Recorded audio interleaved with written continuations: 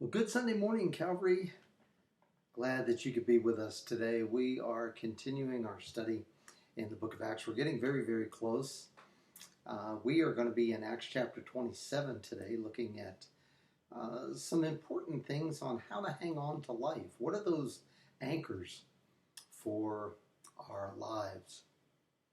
You know, have you ever been in a situation that you knew that really there was not a lot of hope of it ever turning out to be positive? We may not have given in to our circumstances, but we may have entertained those thoughts of, oh, what if I fail? What if this is going to just be a complete disaster? And, you know, when we do that, that hopelessness kind of seeps into our life and it just gets us focusing on the problem rather than the solution. Hope is essential for our lives, especially for a Christian. We can't go one day without it. Even simple things are going to require hope. Now, every cook and every baker knows that if you don't follow the recipe, you know, things can turn out pretty strange. At best, you know, it's just not what you were thinking. At worst, it's totally inedible. Well, how many of you have ever taken the time to bake biscuits? You know, if you have, I bet you they were pretty good. Have you ever given much thought to how a bunch of inedible ingredients make for something that tastes so great? You wouldn't eat flour just by itself. I mean, you wouldn't pull the bag down off the shelf and take a big spoonful and put it in your mouth. That would really be nasty. You wouldn't put a pinch of baking powder and salt between your cheek and gums and, oh, just savor that flavor. I doubt if anyone here has enjoyed a big, heaping mouthful of lard. You know, as separate ingredients, they are not to eat, but when they're mixed together in the right proportions, oh, they turn out to be fantastic. There is a knowledge and a hope that when mixed and baked right, it is something that we can enjoy. You know, the process of life is kind of like biscuits. Sometimes there's a bunch of bad things that happen that don't inspire hope. And if we just look at the individual things, we can get discouraged. But with the right recipe for life, with trusting in the one who is putting it all together, we can see situations turn around. Well, as we join the Apostle Paul in his journey, we have seen that he's been arrested in Jerusalem and on trial before many officials and rulers. He has shared God's story in his life to all those that held him captive.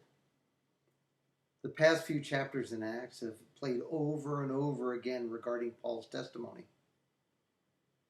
The account was always the same. It was only the audience that changed. Now we're going to move past that and pick up on Luke's account of our intrepid apostle as he is on his way to Rome. Oddly enough, heading off to Rome gave Paul great hope.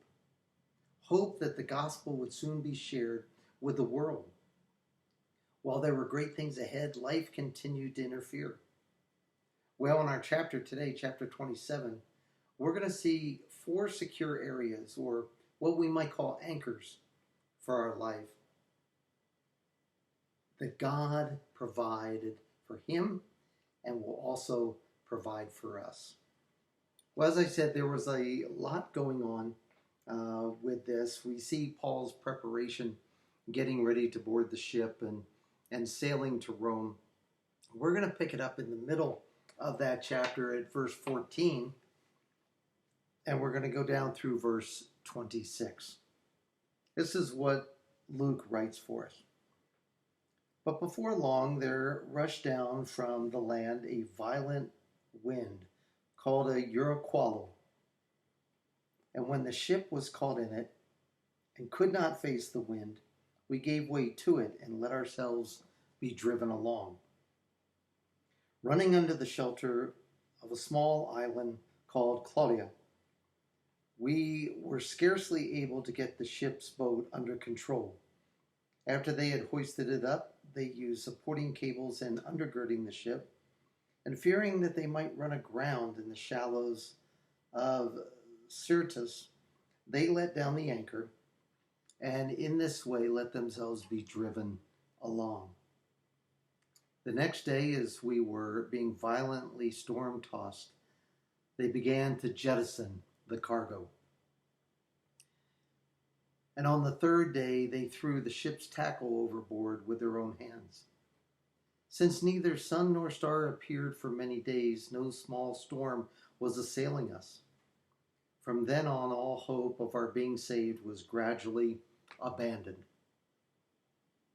When they had gone a long time without food, then Paul stood up in their midst and said, "Men, you ought to have followed my advice and not to have set sail from Crete and incurred this damage and loss. Yet now I urge you to keep up your courage, for there will be no loss of life among you, but only the ship." Then this very night an angel of God, whom I serve and whom I belong to, stood before me, saying, "Do not be afraid, Paul.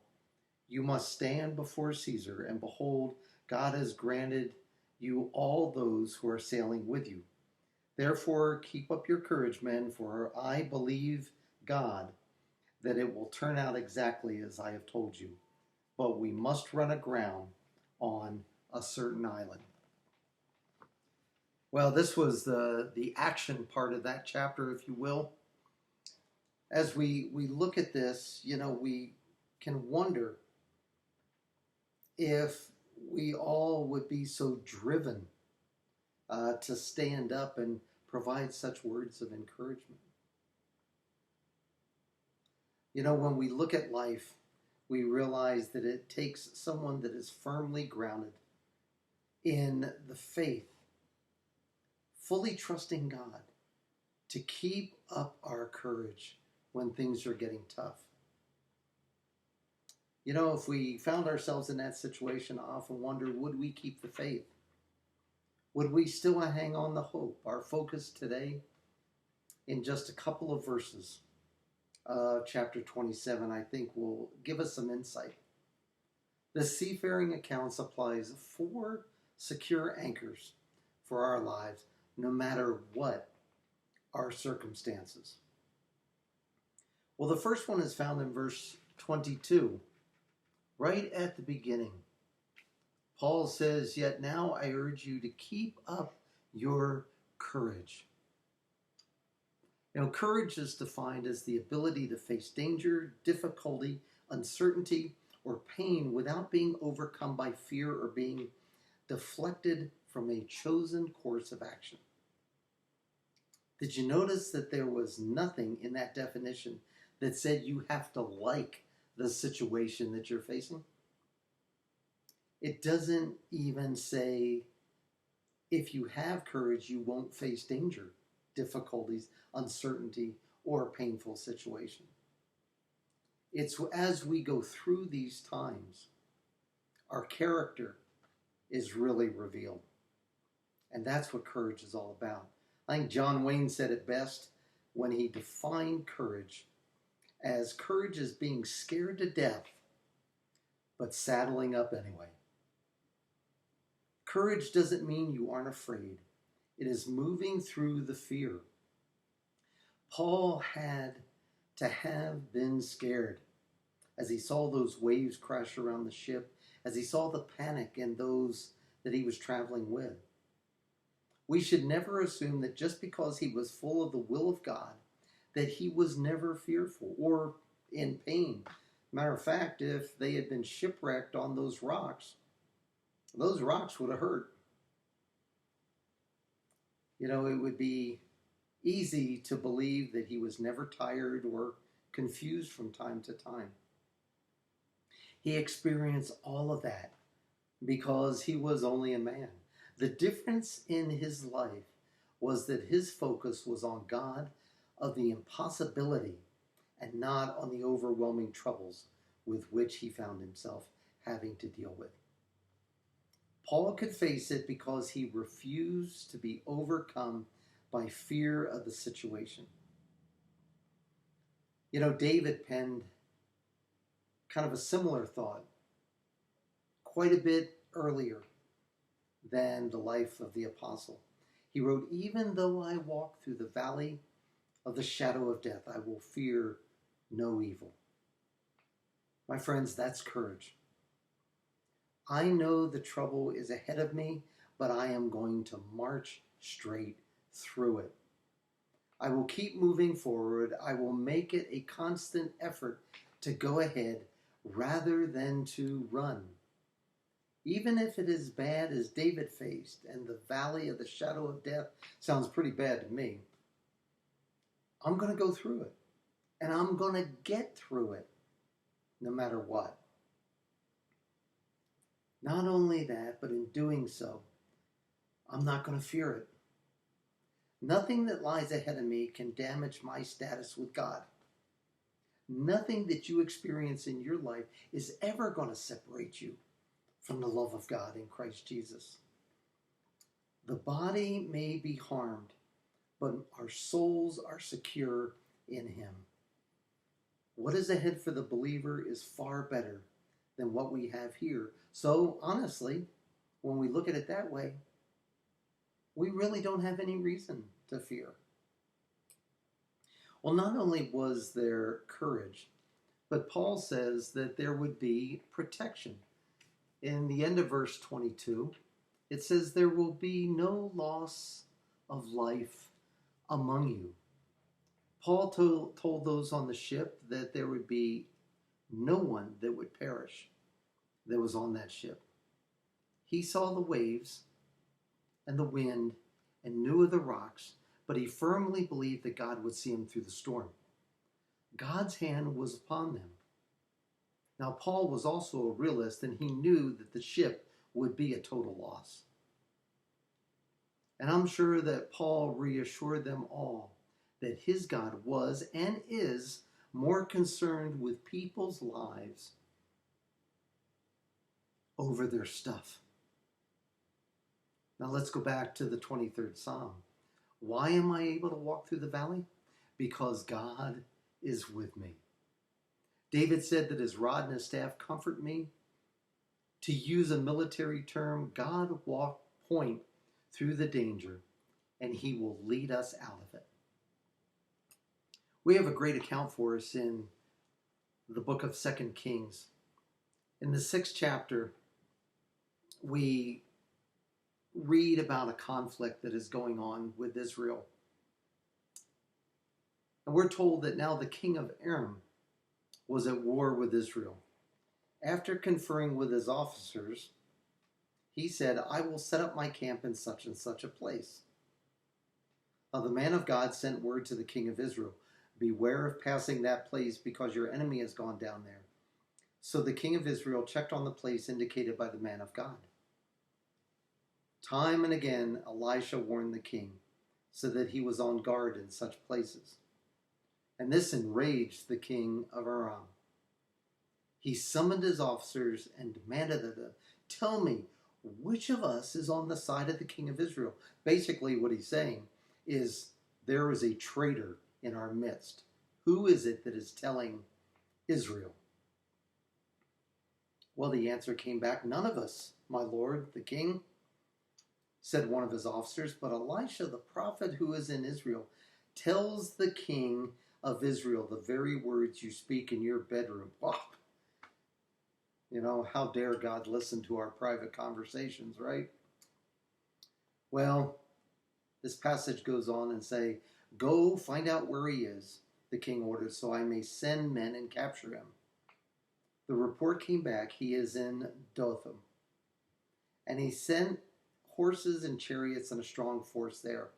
And they went by night and surrounded the city. And when the servant of the man of God got up and went out early the next morning, an army of horses and chariots had surrounded the city. And he came back and said, "Oh no, my lord, what shall we do?" The servant asked. "Don't be afraid," the prophet answered. "Those who are with us are more than those who are with them." And Elisha prayed, "Open his eyes, Lord, so that he may see." And the Lord opened the servant's eyes, and he looked and saw the hills full of horses and chariots of fire all around Elisha. See, God's protection brings about a couple of things for us.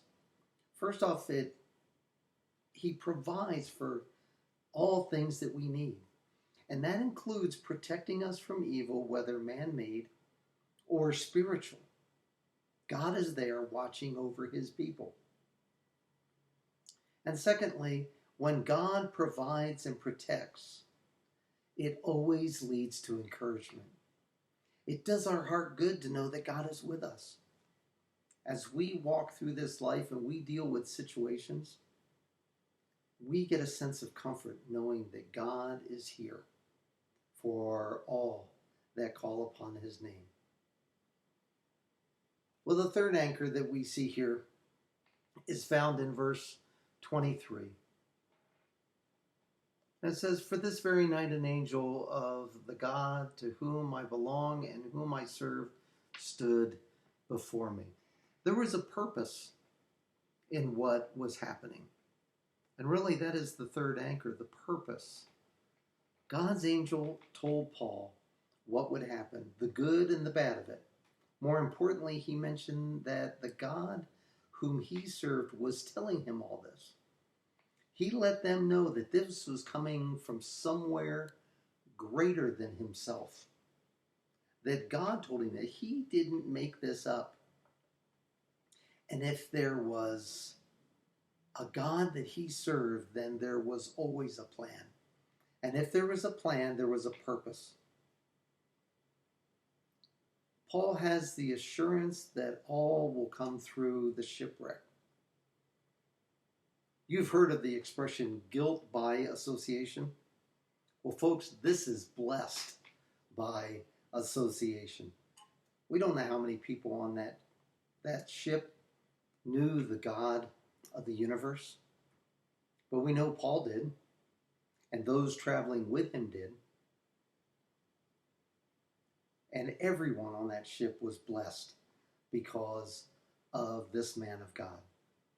The angel that came to Paul the night before confirmed an earlier revelation that we saw in chapter 23, that Paul would reach Rome. "Take courage. You must testify about me in Jerusalem. You also must testify in Rome." God's purpose was that his word would be proclaimed to Caesar and all of Rome.